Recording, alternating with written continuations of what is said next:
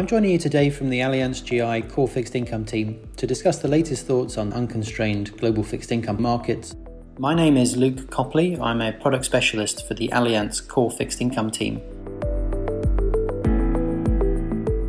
In response to the latest Fed speak on the scope for a 0.5% increase in policy rates, compared to the usual 0.25% hiking increments that we've seen in the last 20 years, we have recently revised our targets for when to engage with long duration views again.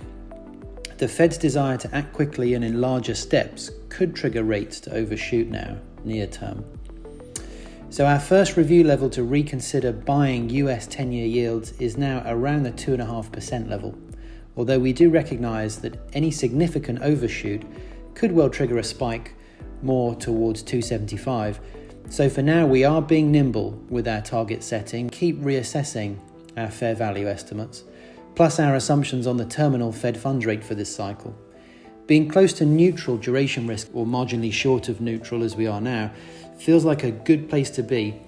And we can be patient, perhaps a little greedier on the yield levels we wish to see before implementing large directional duration views. Interestingly, the Fed Chair Powell recently cited Fed research which suggested that the spread between today's 3-month T-bill rate and 3-month rates 18 months forward was a better predictor of forthcoming recessions. And this is in sharp contrast to the historic research that's been focused on curve spreads at longer tenors, such as the 2s 10s or the 5-year versus 30-year. That 3-month Treasury forward spread is currently trading around 2.5%. The steepest since records began. Clearly, the Fed's focus here highlights its near-term bias to get towards a neutral or even potentially restrictive policy stance in a hurry. As a result, we're looking to engage with curve flattening trades, i.e. selling the front end of the curve and buying the back end. There is a question as to how much the market believes this Fed narrative, given some inversion elsewhere along the curve, for example in 5-year versus 10-year. We can see that the market is challenging the longer-term growth forecasts here and the scope for growth to soften in future, albeit perhaps not into recession territory.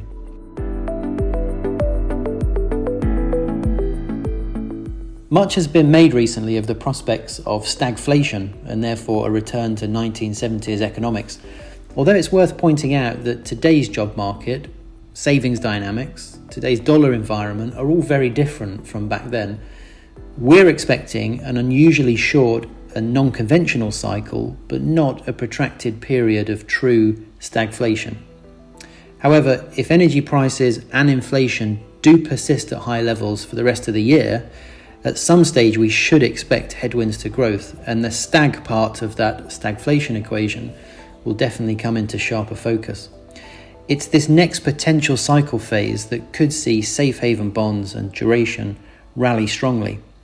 So whilst our near-term outlook is for upward pressure on yields, a quite conducive backdrop for adding credit risk, we know that we need to be nimble in evolving our strategy to a longer duration, more defensive posture as the cycle turns.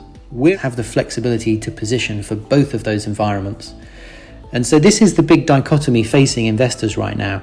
The 3 to 6 month horizon could play out very differently to the 9 to 18 month type of horizon.